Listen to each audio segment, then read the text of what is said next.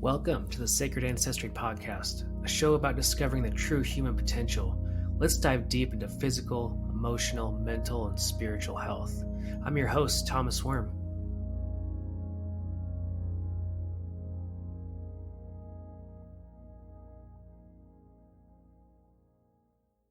The best thing about the breakthrough sessions is when my client's entire physiology changes. Their voice changes, even the way they talk about things is completely different than it was before the session.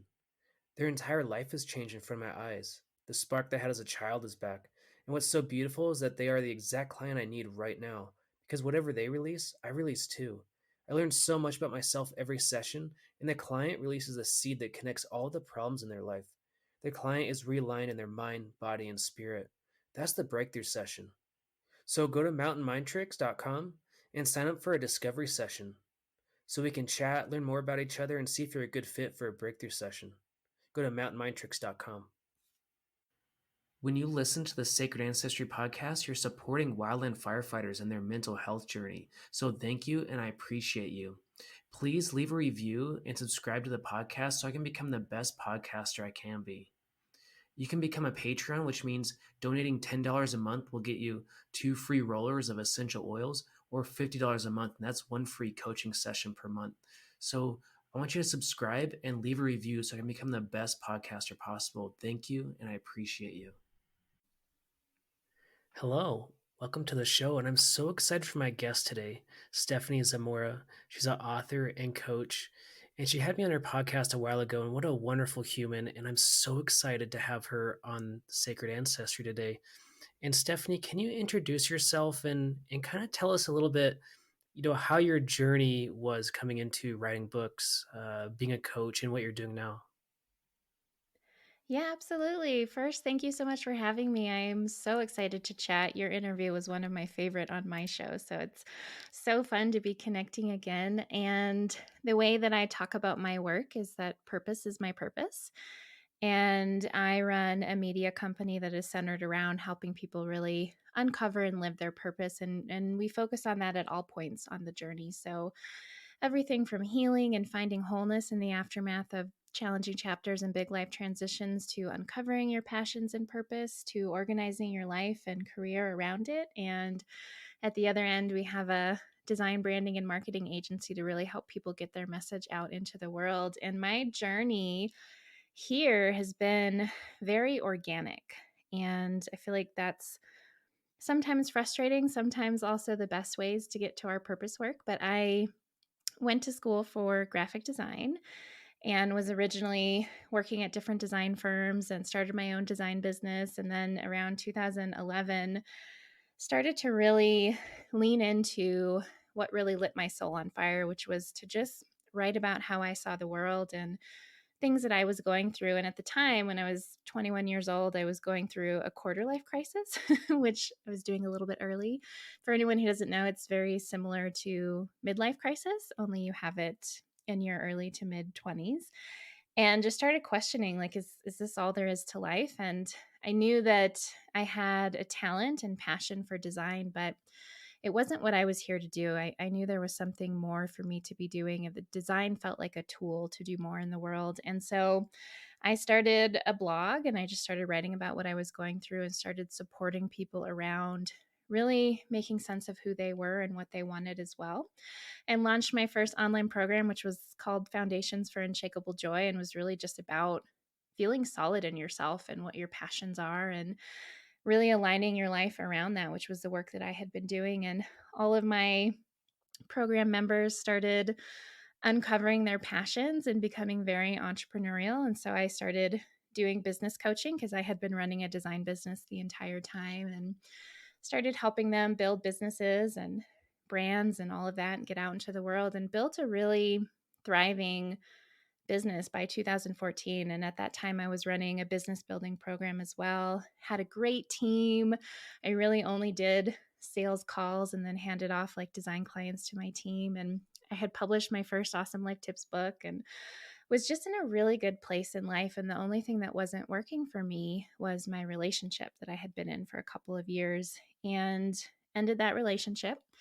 And he ended up committing suicide couple of weeks later. So he started showing up, started stalking me. And when I asked him to leave me alone, he committed suicide. And that just absolutely flattened me and flattened my life and my business. I mean, everything just came to a screeching halt. I think anyone who's been through anything big or challenging or traumatic knows that it doesn't matter if everything externally is still going in the right direction. The energy just gets sucked out of it. So my business came to a halt. I had pretty bad PTSD from it. So I would drive in circles around my house because in the time it took me to lap the block, I would actually forget that I was going home. I couldn't put my own life story in order. I couldn't tell you what I did yesterday. I didn't know who half the clients on my client list were, some of whom had been with me for years. And I couldn't build websites anymore, which was something I had taught myself to do.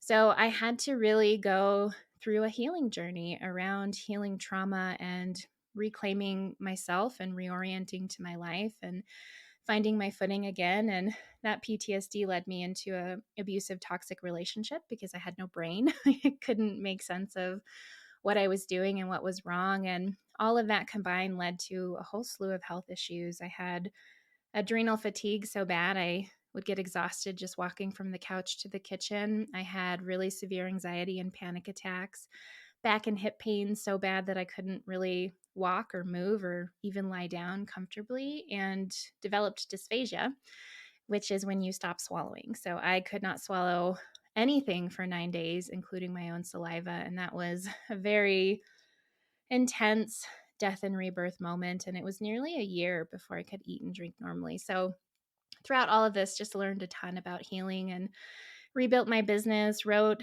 a memoir about that entire chapter, and have, since revived everything I've built in a new light, which is around just helping people heal and be who they're here to be. But yeah, it's been quite a journey.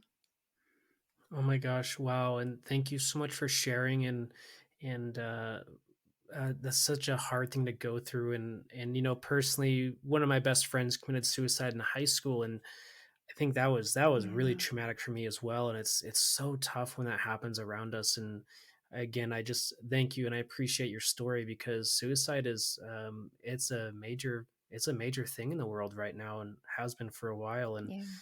that journey is so beautiful, how organic it started, and how these traumas in our life, sometimes they teach us something so empowering, like healing.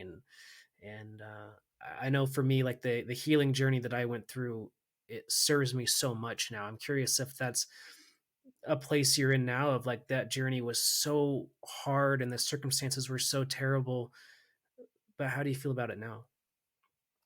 Yeah, that's a great question. I always kind of describe it as I have a very deep sense of gratitude for everything that I have been through, and it's important to note that I don't feel that gratitude without also feeling my heart break a little bit more each time. And it's an interesting duality to loss and trauma and grief. And I can't imagine, I'm never grateful for his death. I'm never grateful for any of that or the abuse or anything else that I went through necessarily, but I am so grateful for where I am in life and how much richer it has made every aspect of my life, and especially my work. And it has shifted my relationship to myself and to the people in my life and to how I show up and what I believe. And I really, I talk a lot about how life is always shaping us. We go through these experiences, and I personally,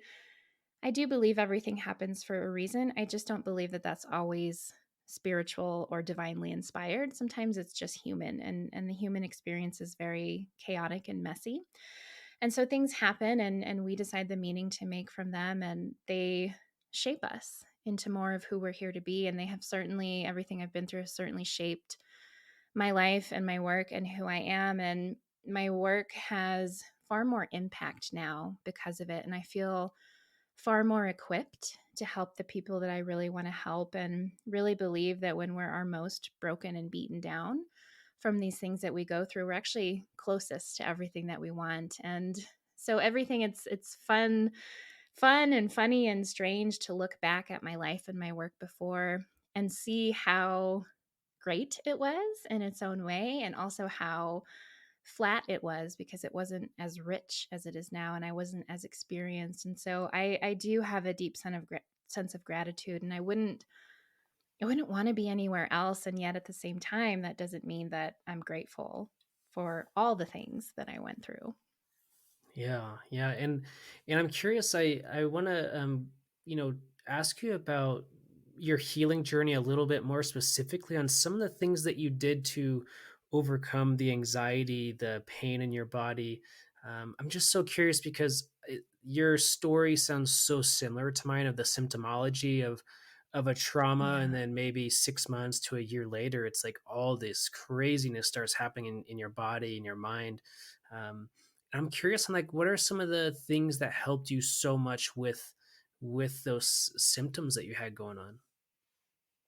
Yeah, that's a great question, and we did have a great conversation about how yours showed up too, and it shows up so differently for everyone. Every aspect was a little bit different. So every symptom was the result of something different than I had experienced, and it all started in the grief and the trauma of the loss. Like the PTSD was a direct result of the sudden bereavement, and going from feeling like I understood the people in my life and how life worked in the world to feeling just completely shaken and thrown off kilter, and somebody that I in some ways felt the safest with at times was also somebody that I didn't know at all. And had I been, there's lots of conversations I've had since the loss with his family and friends, and there's a clear sense that had I still been in Colorado, I actually went out of town the morning after I asked him to leave me alone. There's a very good chance that I could be dead too. And so all of this really just messed with my mind. And the PTSD, what helped me the most there was doing deep process work. So, processing out the emotions and all of the things left unsaid or things I didn't feel like I could say because they're not, politically correct when somebody has committed suicide, and being able to voice those and feel all of those. I did a really deep process work. It's called The Journey, and it's created by Brandon Bays, and one of my closest friends and mentor at the time gave me my first process because the PTSD was just so bad I couldn't function anymore, and I didn't know how I was going to make money or do anything I needed to do. And he gave me a 2-hour process that just broke me open. And after doing that deeper process, I was sick for like a week. Like all of this stuff just came out. And then I started getting my memory back. And from there, it was really learning what my new brain was like. So trauma really rewires and reconfigures our neurology very quickly in an instant, and really understanding how the brain worked and why and what happened when I was triggered or panicky helped me start to separate from the experience and be like, well, I went through this thing and this is what happened to my brain as a result. And now when these sorts of things happen, it triggers something in my brain, and really learning how to ground. And that was a big part of healing the PTSD. The physical stuff, the back and the hip pain was really being able to look at and heal some of the abuse that I was experiencing in the relationship that I ended up in because of the PTSD, and being able to speak about it. I went to therapy, I had coaches, I went to energy workers and chiropractors who had a energetic focus, and really had to work with my body to release some of that in different ways. And then the swallowing was that was that was the hardest, and it's still something that I deal with today because the swallowing was a direct, almost literal manifestation of me being unable to swallow my truth anymore, and having the PTSD, ending up in the bad relationship, having a lot of grief that was still moving through, and not feeling safe or feeling able to express it, and stuffing my wants and needs down and shutting down, dissociating because of the trauma and abuse in the relationship. All of that manifested as not being able to swallow. And I went to all these specialists. I tried all the physical things. It was one of those things where I really almost hoped that they could find something wrong with me because then they could fix it and I could swallow and eat and drink again. But it was a result of anxiety. It was how massive anxiety and truth swallowing and shutting down and hiding within myself started manifesting. And I learned very quickly that speaking my truth is one of the fastest ways to remedy it. And so, even to this day, if I don't speak my truth, if I don't honor my needs in a really important way, back then it was any amount of it would trigger the swallowing, which was very unfortunate. And I had to go into what I called my honey badger phase. I don't know if you've seen the video with narration about the honey badger. And I wrote a whole chapter about this in my book. It was like I couldn't give a crap what other people wanted or needed. And it didn't mean I didn't care, but it was like my life and health literally depended on honoring my truth and my needs, and being rude or canceling plans or walking out of something in the middle of it if I needed to, saying no. I had to get really, really rooted in those boundaries. And I had to do it about every little thing. And now if it's a really big truth that I don't realize I'm swallowing, if it's a situation that I really absolutely cannot or should not be in, my swallowing will still act up. And so it was for all of them really looking at, well, what's actually the root of this, not just the symptom. Wow, that is such a powerful story, and thank you again so much for sharing. It's just thank you, and I appreciate everything you're talking about. And this is so interesting because I love how similar our journeys are and how tough it was for both of us, you know. And it's Yeah. what's mind blowing here is I'm currently reading a book called The Divided Mind, and by John Sarno, and it's all about the psychosomatic symptomology of illnesses and how emotions and Mm. subconscious beliefs are so connected to the body. And he's actually, he's a medical doctor speaking about this, which is very rare. And it's so amazing to hear him speak about or write about how it's almost like 80 to 90% of things inside of our body is actually psychosomatic, especially like Yeah. pain. And I had neck pain and back pain and knee pain. My all my joints were messed up for a while during my healing journey. And um, it's so interesting when I hear people talk about that, especially in my NLP coaching world. It's like, or in these books or mentors, it's just like, wow, I truly did experience that. I didn't have swallowing, but I had headaches. Like I would get a headache and I would just completely spiral out, like to the ends of Yeah. the earth. I was gonna lose it, because I had a headache. And yeah, it's so interesting how our mind and body and how truly connected it is, right?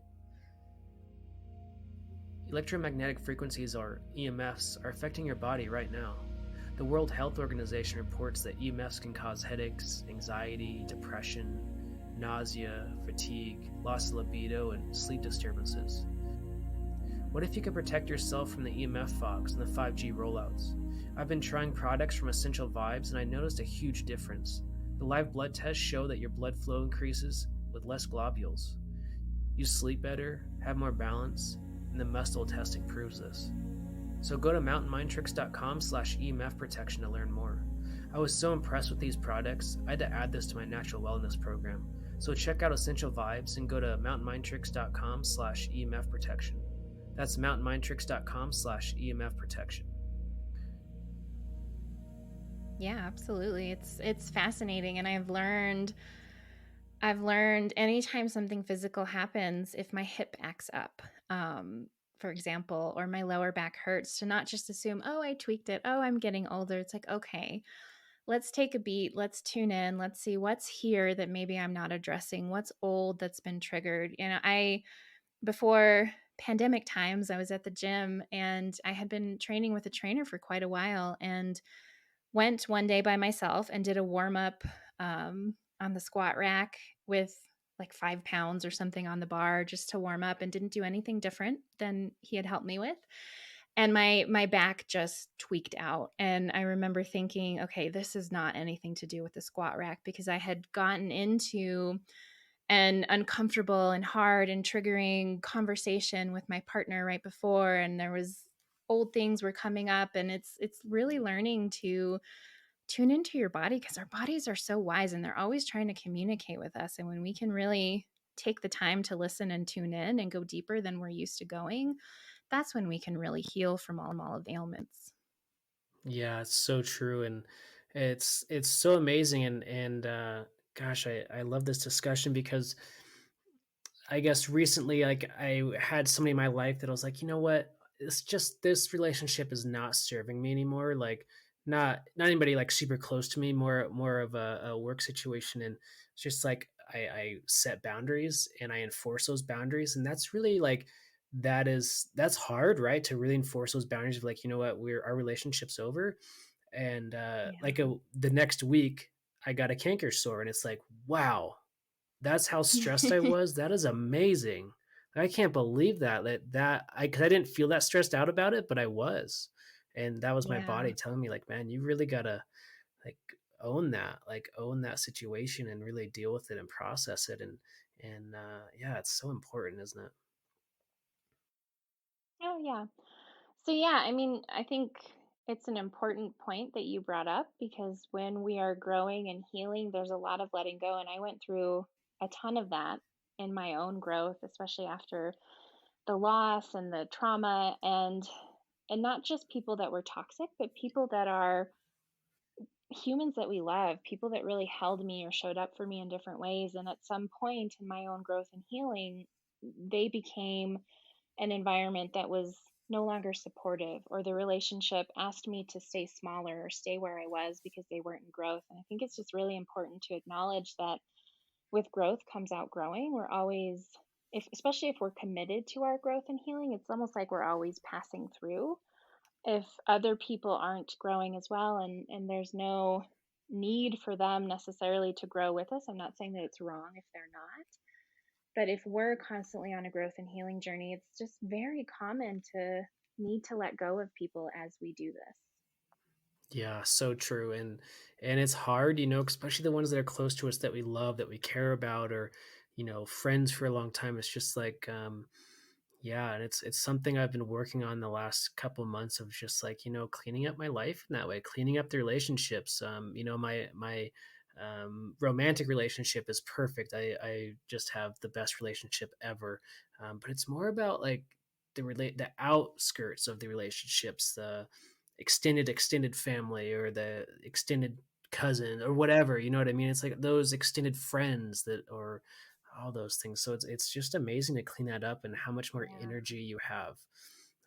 I wanted to go back to I want to ask you a little bit more about the journey and what that is and deep processing work, and you don't have to tell us about your journey, right? Because I know that's really really specific, but like what process is that? Like what is happening there? Like what is the um yeah, can you explain that for us? Absolutely. It's in a really incredible body of work that I was, again, introduced to through my mentor at the time. And the best way to describe it, there's lots of different frameworks or scripts that practitioners use. And essentially, it's almost like a guided visualization and requires a lot of improv on the practitioner's part. And it's something I've since learned how to do and incorporated into my work too because it's so incredible. But the goal of that particular type of process work, and again, it's called The Journey by Brandon Bays, is to reach forgiveness and to empty out. And it's based around the concept, idea of cellular healing. And the woman who created it, Brandon, she actually healed a basketball sized tumor in her abdomen through learning how to develop this work and kind of doing it for herself. And the idea is that we drop through our emotions, we drop into the deepest part of ourself, which they call source, and we access our expansive emotional version of what source is. So I always drop into love. I know people who drop into joy, drop into peace, but we move through all the contractive emotions through this pocket that's called the void into the expansive emotions, into our sense of source. And from there, we go into it's a campfire process. And in this particular type of work, you bring certain people to the campfire, and those certain people might actually be younger versions of yourself.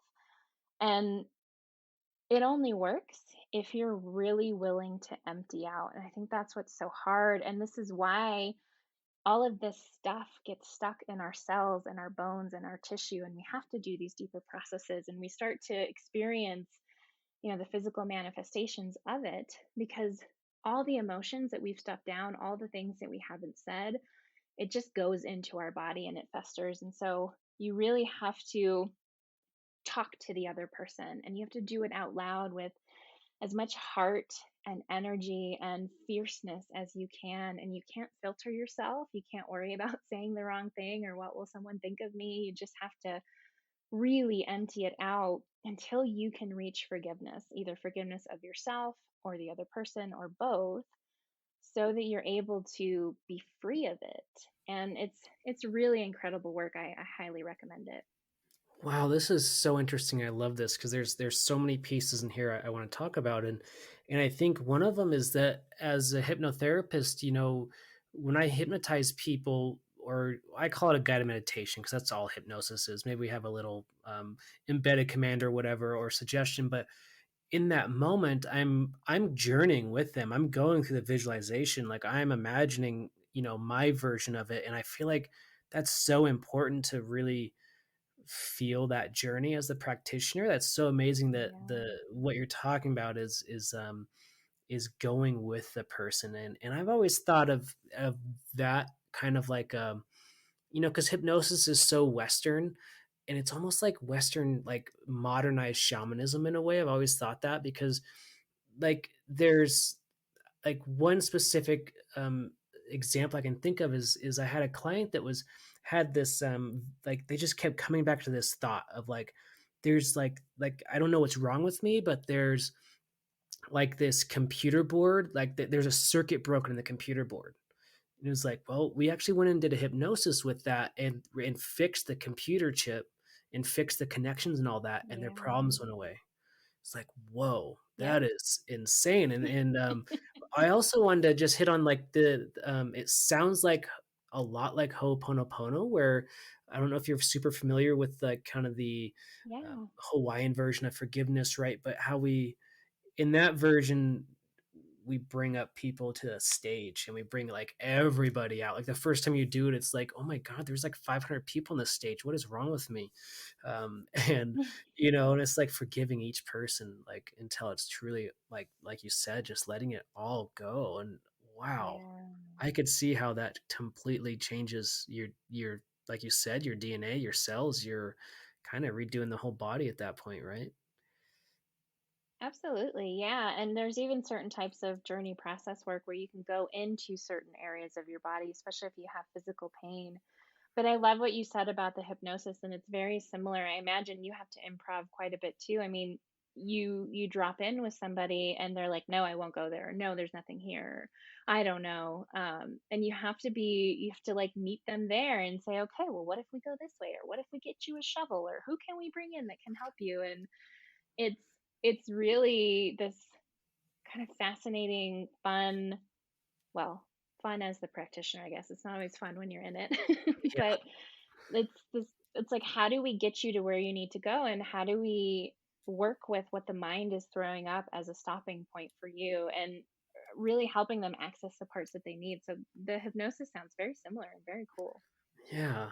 So I want to ask you, because I think you're an amazing person, you're going to have like the best answer ever, is like, what is this place? What is this place where we go into our minds, where we have these visualizations or meditation, hypnosis, ayahuasca? It doesn't matter how you get there, right? But what is this place to you? Like, what do you like? Is it the spirit realm? Like, what is it to you? Yeah, I love that question. This is one of my favorite things to talk about. And some people look at me like I'm crazy when I do, but I don't care. They just haven't experienced it yet. um, my work has very much been shaped by the journey process work because I was going through so much of my own grief and healing when I was introduced to it. And I was obsessed with this concept of the void and dropping into source. And I was obsessed with it because I had experiences like it on my own before any of my loss or trauma had happened. And so this idea of the void in journey work is all of the contractive emotions sit on the top. So anger, fear, sadness, anything that's contractive. They're not bad or wrong, they're just contractive. And when we drop through those, we hit this point of nothing or unknown. or it feels empty, or it feels like certain death, and this is called the void. And when we can move through the void, most people can't drop through it on their own because it's terrifying. Nobody likes to be in emptiness or darkness or feel like they're going to be consumed by something, especially when you're doing this deeper emotional work. But when you can move through the void, that's when you access all of the expansive emotions and you access source. So, whatever that is to you, if that's God, the energy that is, spirit, the universe, we drop into source. And I love this so much because when I was, gosh, I must have been 23 or 24, I was incredibly depressed and unhappy. And I was living in Hawaii at the time. And there was one night I got in a fight with my then boyfriend and went driving around the island and ended up at this overlook. I had to pull over. I was crying so hard and had this experience that I can now look back and describe as like accidentally slipping and falling through the void. And it was almost like an out of body experience. Like there I was sobbing, depressed, hating life, feeling lost and broken. And next thing I know, I felt like I could still feel myself sitting in the car at the overlook, but the rest of me, all of me, my soul, my being was like floating out amongst the stars, like out in the universe. And it was an incredible experience because I felt so deeply connected to something more than me. And I was raised Catholic, but I hadn't been religious in years. I hadn't been spiritual. I don't, I didn't really have a belief in anything other than maybe my intuition. But in that moment, it was like I was connected to something greater than me. And I knew I was connected to whatever made the universe tick, like whether that was God or spirit or just the energy floating around. And I felt at peace and joyful and tapped into who I was supposed to be. Like I had been working so hard to find myself for so long and feeling like I was failing and feeling unhappy and miserable and like I didn't understand how the world worked. But when I had that little slip, I just felt I knew who I was. I knew exactly who I wanted to be, what it felt like to be her. I had this point of reference, like this experiential point of reference. And I tried to cling to it as long as I could, but eventually I came back into my body and I was calm and fine and happy and just drove myself home. And it gave me this guidepost to start moving towards. And I started to create that sense of self, that feeling in my everyday life. And as soon as I met it, I would have another experience that was very similar. And it kept pulling me forward. And it was the first time in my life I really got traction. I really felt happy and I felt this trust and faith in myself and in something greater. And it was life changing. And so when I learned that this idea of the void was a part of the process work, I was just like, oh, heck yes. Like, I know all about that. I have experienced it. And the way I see the void is it's the gateway. And the void shows up in a lot of ways, but it's essentially the point at which we usually stop, the point at which we stop feeling or experiencing or being present because it feels like too much, like it's going to consume us. If we can go beyond that edge, then we can access everything that we want. And my spiritual take on all of it is really we come into this life as fractions of our whole self. And that's because this realm is the way that it is, this world is the way that it is. And it's almost like we have amnesia being born here. We don't remember who we are or what's true about the universe. And we start navigating our life and getting lost in everything. And I have really begun to believe that it's like our aspects of our whole self get left behind intentionally. It gets left behind to kind of simmer and source and truth, untouched, unaltered, just pure. And we have access to that whole self at any time. We're never given the skills or the tools. And so this work, whether you're meditating or doing hypnosis or doing a process or you're just having a nervous breakdown on an overlook one night, when you drop through and you tap into that, it's like you're able to access everything that has always been there and is always available to you and is just pure truth. And I think the one of my missions with my work, and work that I want to create in the coming years is how do we teach people how to access that part, that truth, that source, that higher self, all of it, but not just access it. How do we teach people how to bring it back with them and really integrate it and live by it and shift their life and live their purpose and contribute and all the things. And so that's my long-winded answer to what I think that is. I think it's just it's source, whatever that is to you, and it's your truth, everything you've always been, that just it doesn't come in through the birth canal with us. Wow, that is so amazing. Thank you. I had this major insight while you were talking of have you ever heard of David Hawkins and kind of his map of consciousness, if you will? And Yeah.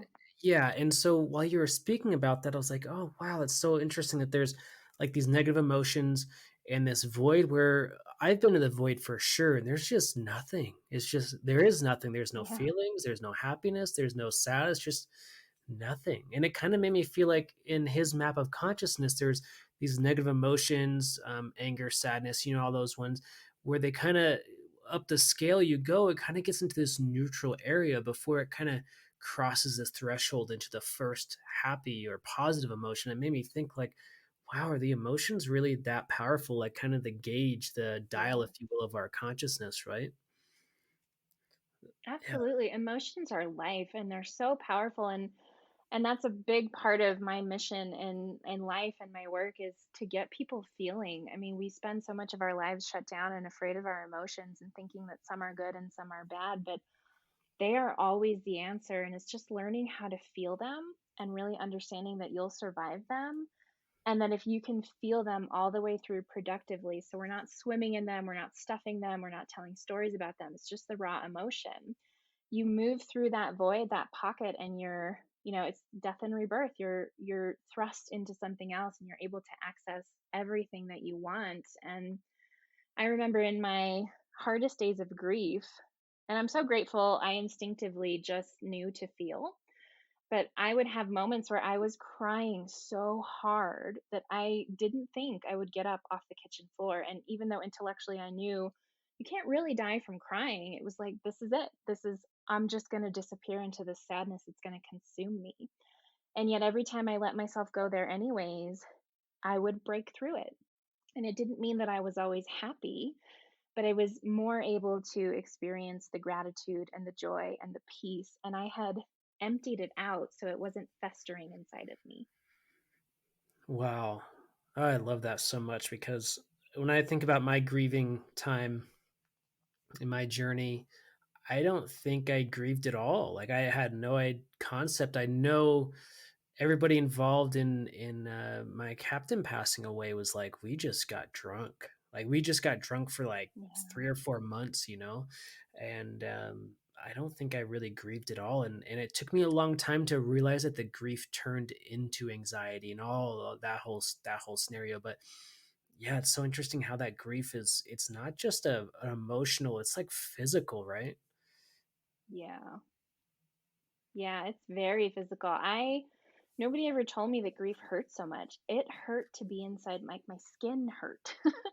And my body hurt, and I had never had anxiety before. I might have been anxious here or there about things, but I had never experienced anxiety, and every single day would I would wake up and it would be there at a simmer, and eventually by the end of the day it would just boil over, and my joints hurt, my body hurt, and everything just hurt. Yeah, so true. And same experience for me. And so I want to ask you um, a little bit about some of the things that you do for your clients. And one of them is a subconscious strategy. And the other one is, if I get this right, the 5 phase matrix. Is that right? Yeah. Yeah. Yeah, so I do a lot of different things. The subconscious piece is across everything that we do and is a big part of the 5 phase, how to make the impossible happen matrix. Because whether we're trying to do big, cool things in the world or we're just trying to heal from these really hard things that we go through, like we all know what it feels like to have something that seems impossible.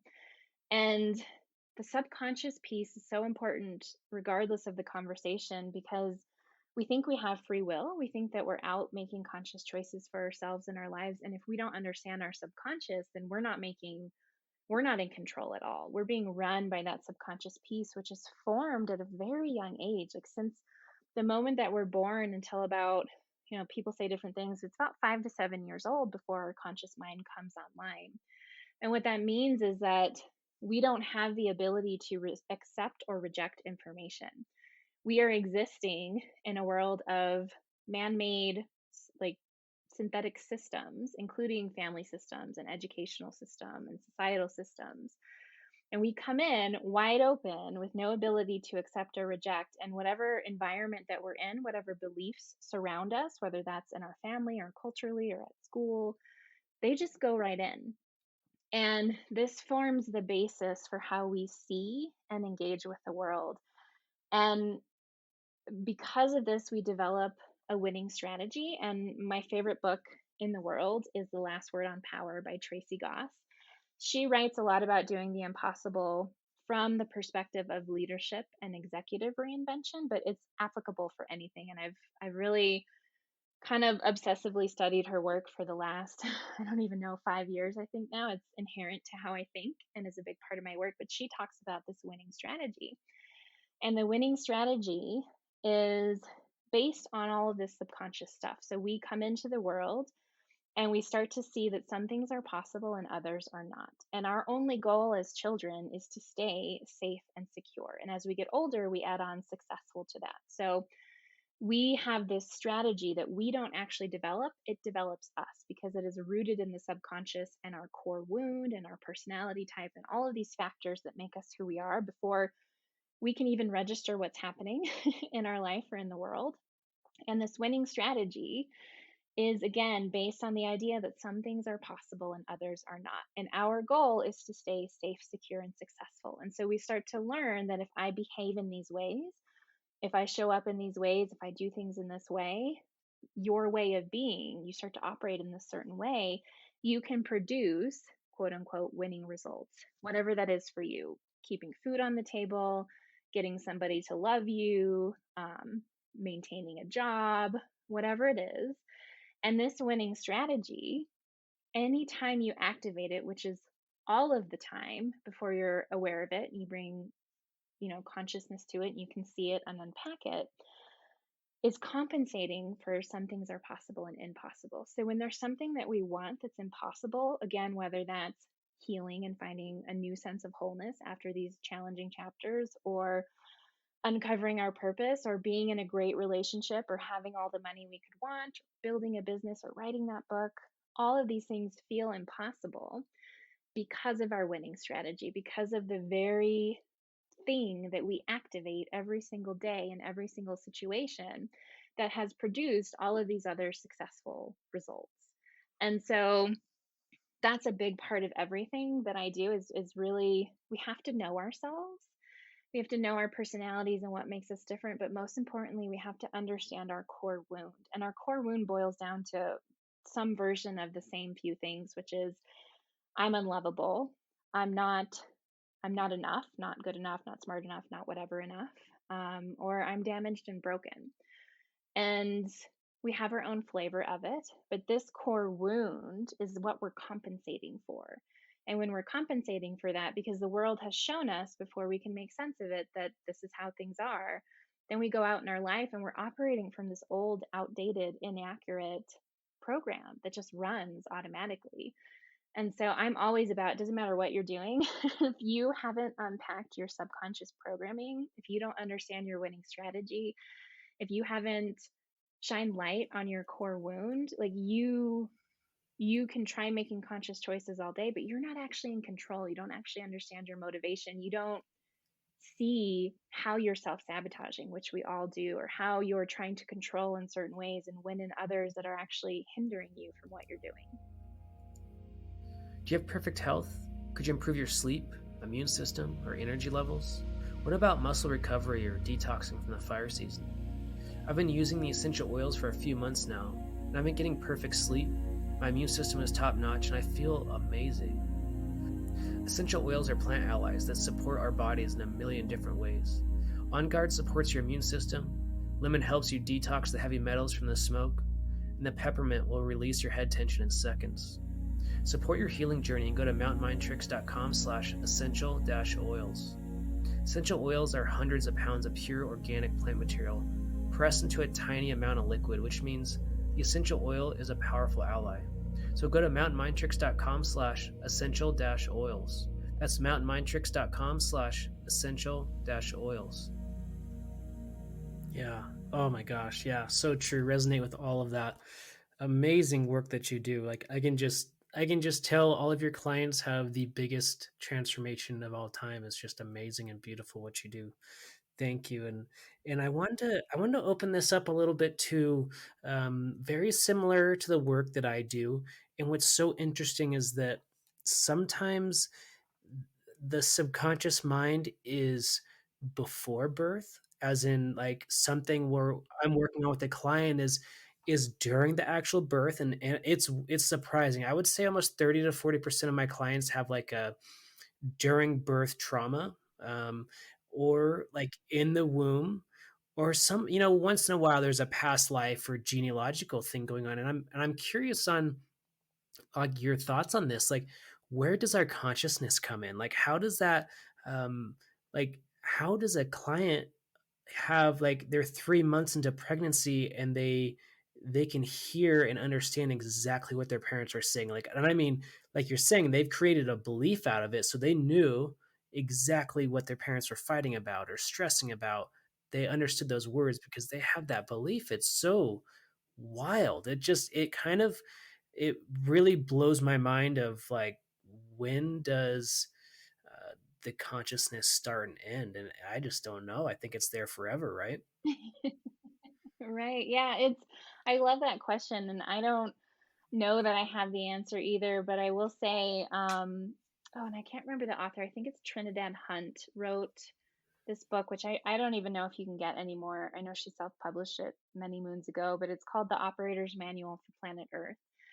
And it's a fiction story, and I loved it the first time I read it. And this was probably back right after my first accidental slip into the void. And she tells this sweet little story about souls and how, souls are up in soul school before they come down to earth on their assignment. And they have amnesia when they get here, and, they wander through life, and they're all trying to basically, the goal is to remember who they are and to show up fully. And I thought it was the sweetest thing. And so much of my own experiences with working with the void and dropping into source and learning how to mine around in there and make sense of things and healing, like, I really resonate with that idea. And I think consciousness, I mean, this is science or physics, or, I never know which one to categorize it under, but energy can't be destroyed. And consciousness, to me, in my mind, is just energy. It's the energy of us and who we are.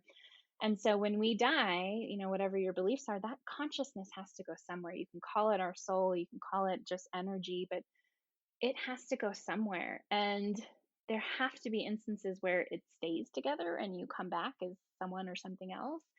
But I feel that that has to be the case as well when we're born. Before we come into this life, like, we have a mission, we have a purpose.